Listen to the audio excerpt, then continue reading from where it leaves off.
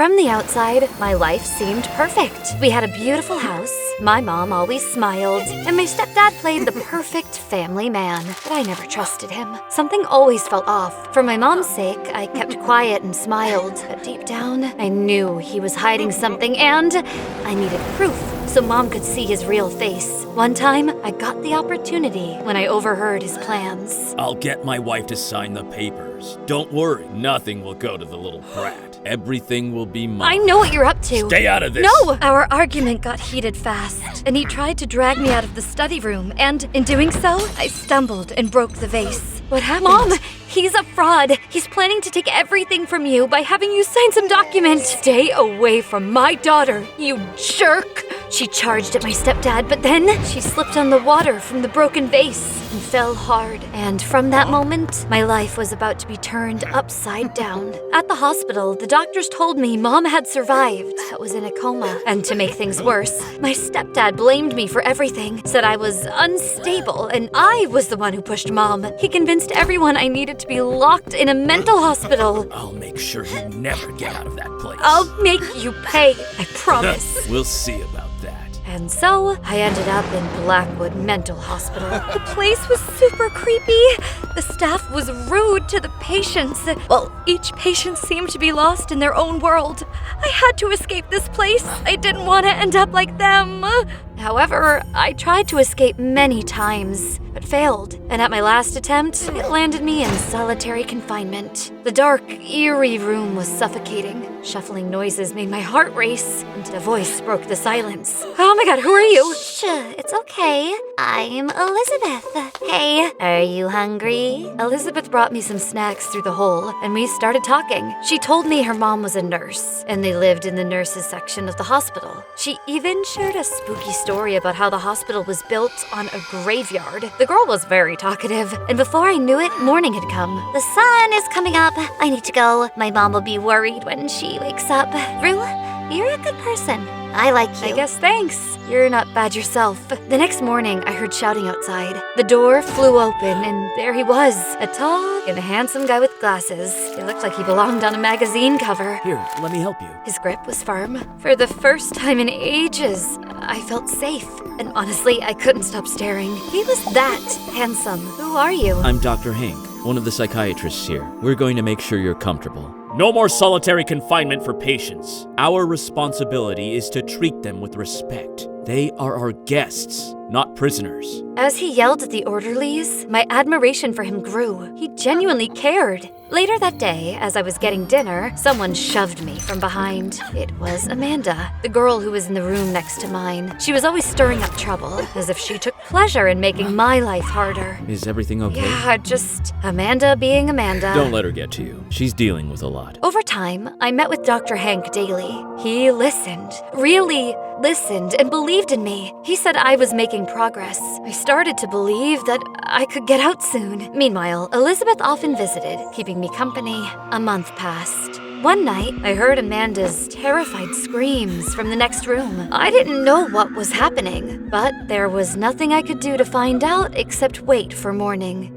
But the next morning, Amanda was nowhere to be found. I can't find Amanda. She was screaming last night, and now she's gone. That's strange. We should keep an eye out. Suddenly, the asylum's alarm bells rang. Someone was trying to escape. Turned out, there was a new patient causing chaos. They caught him and put him in Amanda's old room, right next to mine. At lunch, I picked at my food, my mind racing about Amanda. I had to find out what happened. Quietly, I slipped a fork into my pocket to pick the lock later that night. Just as I did, the new guy plopped down. What's a beautiful girl like you doing in a place like this? You must have driven the boys crazy out there. Enough already. Go away. Adrian just leaned back like he owned the place. He winked, making my cheeks burn, then started eating his lunch, still throwing those flirty looks my way. It was infuriating. That night, I picked the lock and snuck out to search for Amanda. But before I got far, an orderly must have heard me. He was coming my way.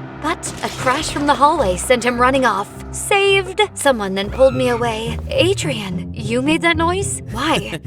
Because I couldn't let them catch a pretty girl like you. After that day, Adrian and I became pretty good friends. He was wild and crazy, but he was fun. We started sneaking around at night together. There was no sign of Amanda, but every trip with Adrian was always interesting. Like stealing food from the fridge, pulling pranks on the orderlies, etc. A month had passed, and I loved spending time with Adrian. But Dr. Hank wasn't a fan of him. One time, Adrian and I were in my room, and then Dr. Hank came to check on me. Of course, Adrian had to make his presence known. Rue, I wanted to check on She's doing great, Doc. I'm making sure. I didn't ask you. Are you her assistant or something? Nah, just her upgrade. You know, someone she actually likes. Rue, if you need anything, you know where to find me. Things seemed fine, aside from the constant tension between Dr. Hank and Adrian.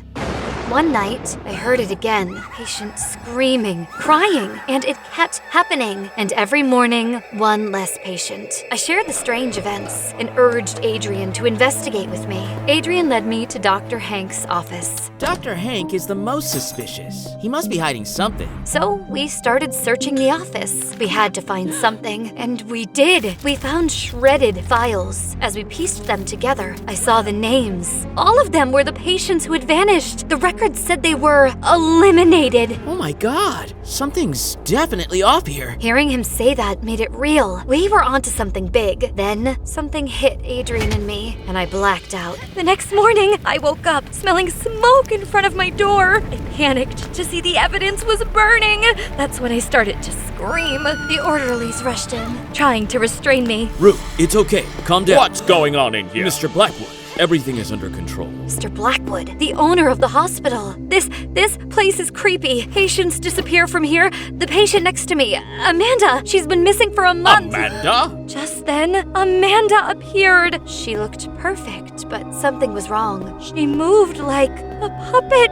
Hello, everyone. I think Miss Rue here needs more treatment. She's delusional and even started a small fire. Perhaps shock therapy might No! Dr. Hank grabbed me and dragged me out as I cried. He strapped me to a chair, and just when I thought he'd give me shock treatment, he whispered in my ear. I won't do anything. Just act and scream. I screamed and thrashed, playing along. Mr. Blackwood watched, satisfied, then left. Rue, you have to stop. Please, for the next few weeks, just keep your head low and act aloof. Please, I want to keep you safe. Even though he helped me, I couldn't fully trust Dr. Hank. In this place, no one could be trusted. Okay, I'll try. After that day, I started staying quiet. Adrian tried to approach me, but I couldn't talk to him. I couldn't even talk to Dr. Hank. It felt like I was losing my mind. I missed my mom so much. I was still thinking about my mom when I suddenly realized someone was next to me. Elizabeth, where were you? My mom and I were on vacation, but we're back now. Are you okay? I told her everything, and Elizabeth hugged me. She was the only one who seemed to understand. Those who seek the truth must delve into the depths. What do you mean? In the shadows below, where light fears to tread, answers lie hidden. Elizabeth's words kept echoing in my head. Delve into the depths. I had to find out what was going on beneath this place. I found it, a hidden passage leading down. My heart raced as I took the first step. The basement was spooky. Cold air brushed past me, sending shivers down my spine. I was about to be caught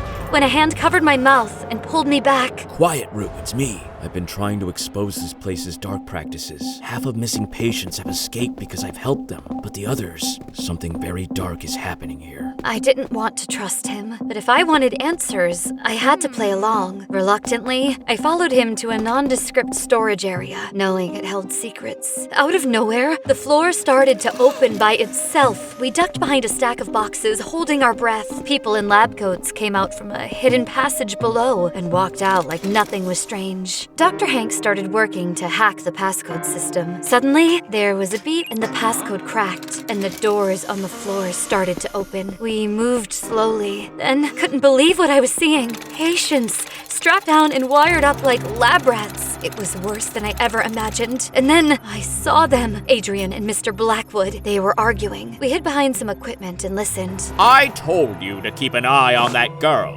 Last week she caused so much trouble. Imagine if it was visiting hours. So many people would have heard She's a her. nutcase. Who would believe her? Son, we need to be careful. Very careful. This tech is revolutionary. Soon everyone will want it. Just some brain reprogramming and you get the perfect citizen. No more unruly teens. No more dissent. Everyone will be controlled with a remote control. It turned out Adrian was Mr. Blackwood's son, and they tried to turn everyone into mindless puppets. Right then, Dr. Hank pulled out his phone and started recording everything. Unfortunately, I stumbled, making a loud noise. Mr. Blackwood and Adrian spotted us. You should have stayed out of this, you stupid girl. Catch them, both! Mr. Blackwood and Adrian charged towards us, and it turned into a fight. Hank tried to hold off Mr. Blackwood. Adrian came at me. I had to think fast. Adrian was strong, but I had surprise on my side. I grabbed a metal tray and swung it at him, but he caught my wrist and twisted it. I kicked him in the groin, and he dropped to the floor, yelling in pain. Hank was holding his own, but it was clear we needed help, and then I heard it. Police sirens! The cops showed up just in time. It turned out Mr. Hank sent them the evidence while we were sneaking in. Mr. Blackwood and Adrian froze as the police burst in, barking orders. You did good, Officer Hank. We'll make sure these people get the help they need. Officer Hank? Yeah, I'm actually not a doctor. I was sent undercover to investigate this place. But Rue, I couldn't have done it without you. The hospital was shut down, and the patients began their real journey to recovery, finally free from mind control. But as everyone left, I couldn't find Elizabeth. She was nowhere to be seen. Perhaps she had left with her mom earlier? There you are! I thought you'd left. I'd never leave without saying goodbye. You are my true friend, Rue. You did great. But it's time for me to go now. Home, right? Something like that. She was gone, just like that. Elizabeth was never really here. There you are. I'm glad I took this case. I found an old file of a little girl who was named Elizabeth and died here years ago. That's why I came, to investigate her story. Perhaps for you, Elizabeth was a ghost, but for me, she was a friend. After the whole asylum thing, I did make my stepdad pay. With Hank's help, we uncovered the truth about him, and the jerk was finally arrested. I spent every day by my mom's side, hoping for a miracle. And then it happened. She woke up. My mom was back, and I knew now we could get through anything together.